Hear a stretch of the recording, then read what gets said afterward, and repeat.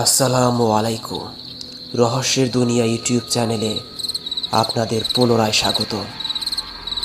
আজকে আপনাদের শোনাবো লালবাগ কেল্লার ভৌতিক রহস্য সম্পর্কে।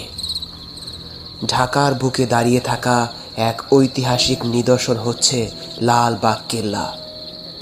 এই কেল্লা শুধুমাত্র মুঘল স্থাপত্যশৈলীর অনন্য নিদর্শনই নয়, বরং এটি বহু বছর ধরে রহস্য আর অতি প্রাকৃত ঘটনার কেন্দ্রবিন্দু বটে।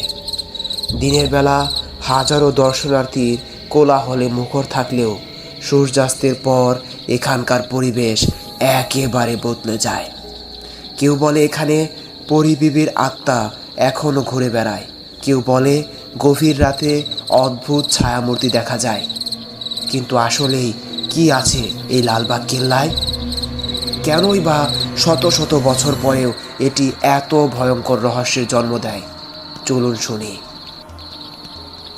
আজ আপনাদের শোনাবো এক শিহরণ জাগানো সত্য ঘটনা, যা এই কেল্লাকে ঘিরে আজও মানুষের মনে আতঙ্কের সৃষ্টি করে। কেল্লার জন্ম ও এক অসমাপ্ত কাহিনী। লালবাগ কেল্লার নির্মাণ শুরু হয় 1678 সালে মুঘল সুবাদার শাহজাদা আজম শাহের নির্দেশে। তিনি ছিলেন মুঘল সম্রাট আওরঙ্গজেবের পুত্র, তবে ভাগ্যের নির্মম পরিহাসে তিনি দিল্লিতে ফিরে যান এবং কেল্লার নির্মাণ অসম্পূর্ণ থেকে যায়।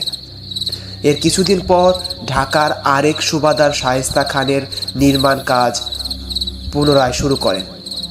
কিন্তু ঠিক তখনই ঘটে এক ভয়াবহ ঘটনা। শায়েস্তা খানের অতি প্রিয় কন্যা পরিবিবি নামে পরিচিত ইরানি রাজকুমারী রহস্যজনকভাবে সেখানে মারা যান।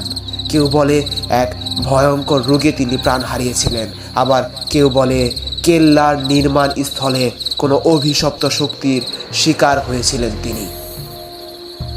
পরিবিবির মৃত্যুর পর শায়েস্তা খান এই কেল্লার নির্মাণ একেবারে বন্ধ করে দেন এবং ঢাকাও ছেড়ে চলে যান।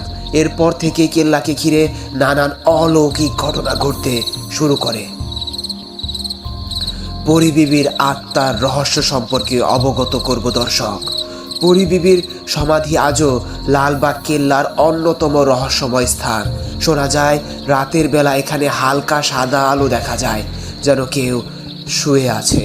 অনেকে দাবি করেন গভীর রাতে কেল্লার ভেতর থেকে শাড়ির খস খস শব্দ শোনা যায়, কখনো বা কান্নার আওয়াজ ভেসে আসে। একজন স্থানীয় পাহারাদার এক রাতে এই সমাধির কাছে অজানা এক নারীকে দাঁড়িয়ে থাকতে দেখে।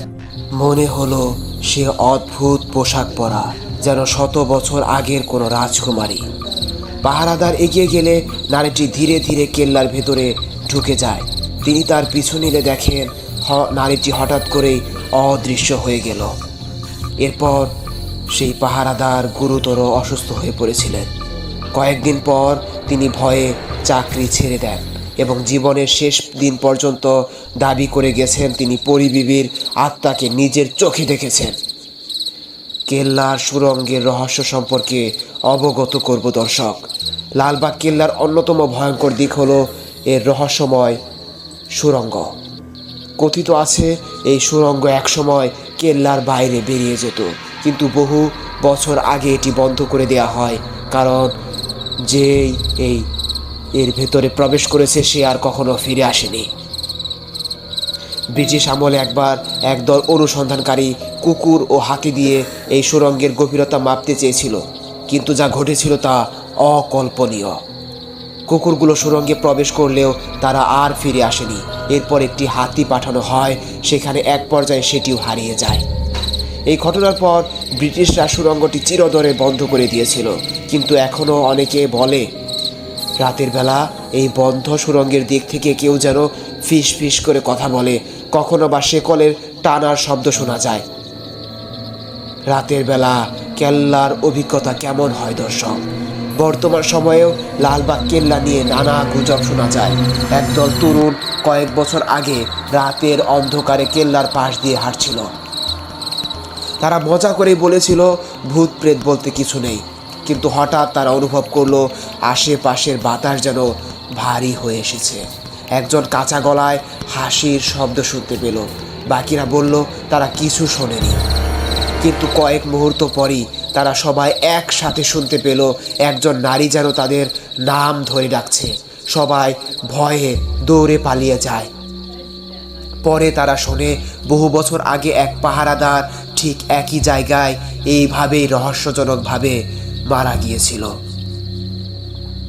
শেষ বেলায় বলতে চাই দর্শক, লালবাগ কেল্লা আজও ঢাকা শহরের অন্যতম আকর্ষণ, কিন্তু সূর্যাস্তের পর এটি এক রহস্যময় স্থানে পরিণত হয়। অনেকে বিশ্বাস করেন পরিবিবির আত্মা আজও এখানে ঘুরে বেড়ায়, আবার কেউ বলেন এটি শুধুই কল্পনা। কিন্তু যারা গভীর রাতে এখানে এসেছেন তারা সবাই এক বাক্যে স্বীকার করেছেন কেল্লার বাতাসে সত্যি কিছু একটা আছে, যা সাধারণ নয়। এখন প্রশ্ন হচ্ছে, আপনি যদি কখনো লালবাগ কেল্লায় যান তাহলে কি সূর্যাস্তের পর সেখানে একা থাকার সাহস করবেন?